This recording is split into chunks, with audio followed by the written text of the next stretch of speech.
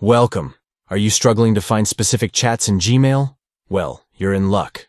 Today, we'll explore the updated steps to efficiently search in Gmail chat on your PC. Let's dive right in. First, start by opening your Gmail account.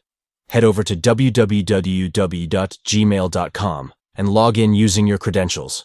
Once you're in, you'll notice the familiar interface. Next, look at the top of the page where you'll see the search bar. Here, you'll find a small filter icon. Click on that. This filter will help refine your search and make finding your chats much easier. Now, if you know the name of the person or group you chatted with, type their chat name next to the From field. This step is crucial because it narrows down your options to only relevant chats. After entering the name, think about what you're searching for within that conversation. Type that keyword in the appropriate field provided in the search filter. This will ensure that you're zeroing in on the exact information you need. Finally, tap that search button. Your screen will refresh with results that match your criteria, and there you have it.